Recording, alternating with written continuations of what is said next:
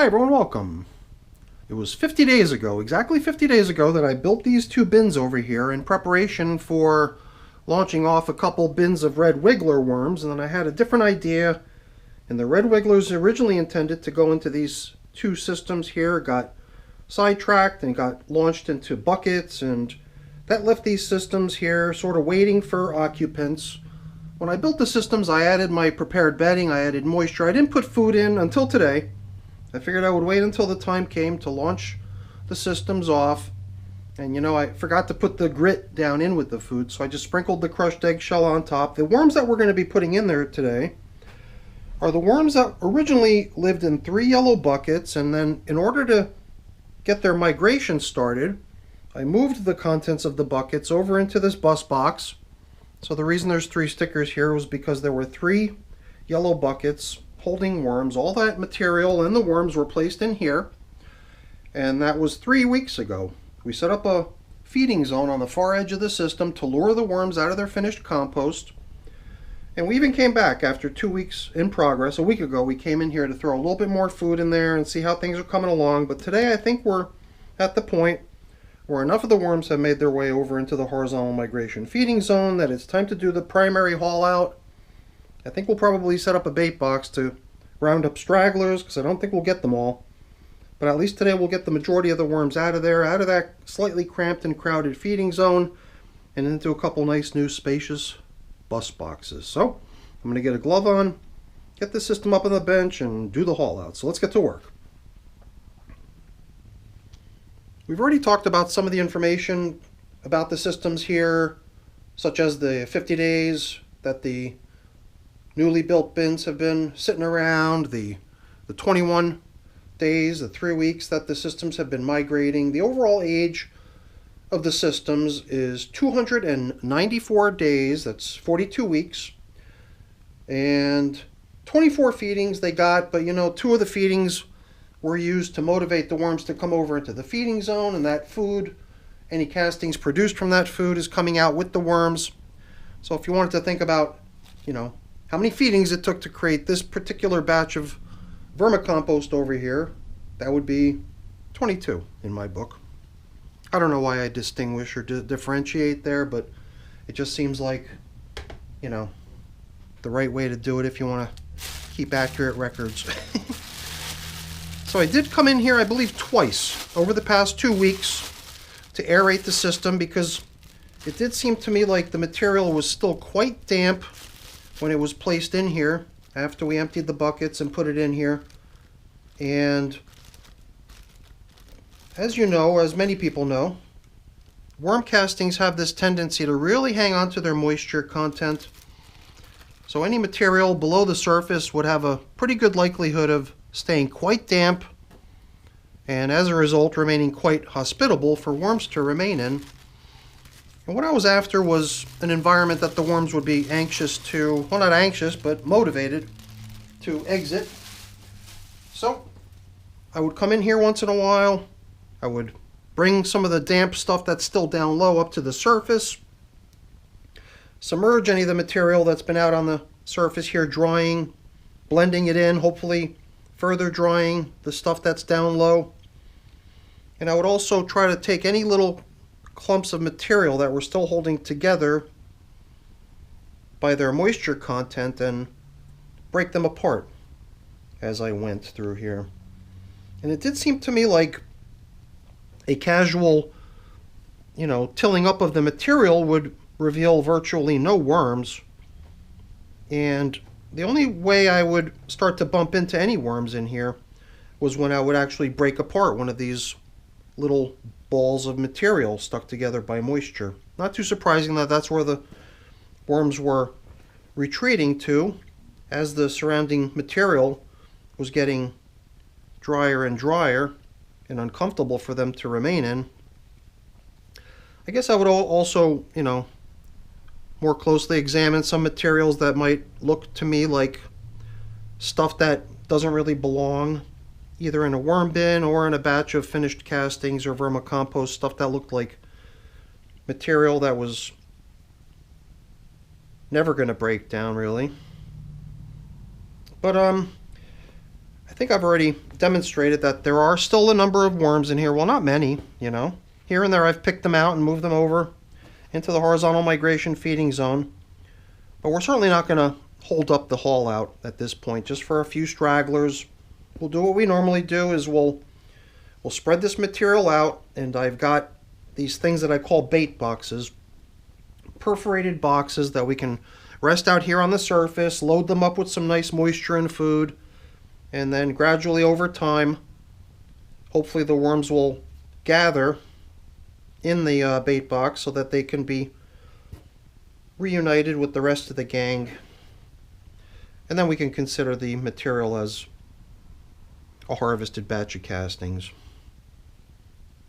And you know, as the material just sits there waiting for the bait box to do its job and lure the worms in, I'll also come in occasionally and stir the material, aerate it, further providing motivation for the worms to exit. Alright, so this stuff will definitely get a little bit more attention, but not much at this point. Many people would probably say I'm sort of splitting hairs, and why am I looking for such a high level of pureness and removal of the worms? Well, why not, you know? I mean, if I was chomping at the bit to have these castings to get some sort of gardening project underway, then I could certainly see putting it to use as is right away, and then treating any worms that might still be in the stuff as just lucky lottery winners that get to take a ride outside at some point and accompany the plants that got the vermicompost out into nature, out into my garden. Although, you know, sometimes I do wonder if worms that are being released out into nature have it better off than being down here in my wormery. In a way, I don't think so. I think they're pretty well off down here, sheltered from predators, pretty nicely fed all the time and cared for. So I do believe that worms in captivity are probably somewhat better off than worms that are out in the wild needing to fend for themselves. So let's get this show on the road. This horizontal migration feeding zone partition wall has been holding up quite nicely. Kind of surprising that it held up as well as it did over this amount of time. So let's just bring a bunch of this really beautiful castings material back over here so that at some point we can harvest it, and the fact that we're bringing a few worms over with the stuff don't matter. We're going to have that bait box to round up stragglers anyway, so we're not going to split hairs here. We're at this point going to treat whatever's over on this side of the bin in the horizontal migration feeding zone as our target for haul out. So let's see, do I have a container? I don't really have a container, but I guess I can grab one. Is this big enough? I don't think it is. I think we might need something a little bit larger, and I believe that this should do the trick. Although, you know, sometimes at this point, since I'm launching two systems and I like the idea of launching them simultaneously, perhaps I'll try to find two other containers that we could use. So I'll put half in one and half in the other, and then we can launch them at the same time. Let me go fetch something. Alright, I believe these two containers should do the trick. They should be adequate in size to hold some worms temporarily as we get them out of here and introduce them to their new home. Now, I have taken a peek into this horizontal migration feeding zone once or twice, but in general, I've attempted to resist temptation and my curiosity and just leave them be without me disrupting them every time. So even though I would take a peek in here once in a while, I would, for the most part, steer clear of disturbing them. So this will be my first real chance to see how this turnout is coming along. You could see some of the foods that were used to try to lure these little guys out of their vermicompost. This is probably part of what was put in here 7 days ago. Some of the cantaloupe melon, some of the banana peel, and then excuse me, some of the other foods that are possibly still remaining as leftovers from the first feeding. The initial setup of the horizontal migration feeding zone might be in here as well, because they were fed all the same stuff on both occasions, with the exception of these interesting little corncob bits. Corncob bits that were handled a little bit differently than most, by being soaked and frozen to see if they would speed along the breakdown process. However, I don't really have anything to compare it to, and I almost kind of lost interest in the whole frozen and soaked corncob bits. So I've not really paid much attention to them. We just scooped them out of the yellow buckets and gathered them up before emptying the contents. And see, I should have flipped this a little bit better, right, to reveal more and more of the worms that we're looking at here, because I do want you guys to get a nice look at the haul out, as well as when we launch them. I'm going to want you to get a good look at it too, because I'll always turn to my viewers every time we do a worm bin launch, and I love to gather everyone's estimates for how many worms they think were launched into a given container. And once I've got everyone's estimates collected, I do a quick averaging of those numbers, and then that ends up becoming the official worm count for my worm bins. So I think we've got the majority of the ones that are going to get released into one of the new systems. Let's go ahead and haul out the rest that are over here on the other edge. So some of this is paper. I tried to use fairly large chunks of paper as the bedding for these horizontal migration feeding zones. I'm kind of surprised to see all the castings that have piled up over 3 weeks. They've done a nice job. And it also does seem like a good bit of the bedding type materials that were used to build the systems originally has for the most part been consumed. So we've definitely got a good many worms gathered here. And unfortunately the moisture in this material is quite high, causing it to stick to my gloves considerably. So it's a little bit unwieldy in terms of sticking to my gloves. Ew, look at all that. Alright, so, you know, we don't really have to go crazy here, picking out every last worm, because once we're finished, I'm going to be leveling off the material that remains here, this soon-to-be harvested batch of vermicompost. And like I said earlier, we're going to be putting a bait box on here. We'll have a chance later to gather up the stragglers. So in a way, I feel bad labeling some of these little guys that are down here as stragglers, because they're certainly not. They certainly aren't stragglers. They came over and they participated in the food frenzy over in the horizontal migration feeding zone. It was just my inability to gather them all that's going to result in them being classified as stragglers. So it's not meant to be a smear or anything like that. It's just meant to describe the worms that didn't get accounted for in the initial haul out, but they'll get taken care of later. Alright, so I think the time is getting near. So as far as the resetting of this system over here, in order to get the bait box set up, I'm going to tend to that off camera because there's not a whole lot to it. It's really just leveling things off and setting up a bait box, which is not set up or ready to go quite yet. But you know, I guess we could do the leveling off portion of it here together, right? If you were with me when we emptied the buckets and placed their contents into here, you'll remember that the stuff is a little bit clumpy. And every time I've come in here to aerate and introduce more and more dry material down into the bed,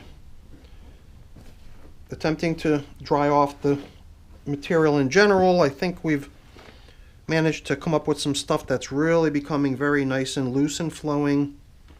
Still tending to clump up here and there, but probably not for much longer, because there won't be any more moisture added to this. This stuff will be left to continue to dry as the baiting process goes into effect, hopefully causing the worms to gain an interest in finding themselves something a little bit more cozy. But I think the time has come to get the new systems out here and get our little friends released into their new homes. So let's get that underway. Well, other than releasing the worms, not much else remains to be done, so let's get on with it. These little chunks of the horizontal migration feeding zone partition wall, I think, are going to become our feeding zone indicators to mark where I fed right down the middle. But that's not what's important right now. What's important is that everyone take a close look at what we're looking at here, and remember to leave me a comment. Let me know what you think in terms of how many worms were launched into these systems. If there's one number that you believe accurately represents your estimate for both systems, then just give me that number and I'll apply that to each of the bins. If you think there's different values, if you think one system might have received more worms than the other, then please specify how many worms you believe went into each bin. And I'll do what I always do. I'll just record the information, do the math, and at some point in the near future we'll do a reveal on the estimated worm count in these bins. And this is our one chance, I believe, to really spread them out to the best of our ability to try to get a good look at them. But I believe at this point the best thing to do is to simply let them get situated. So welcome to your new home, boys and girls.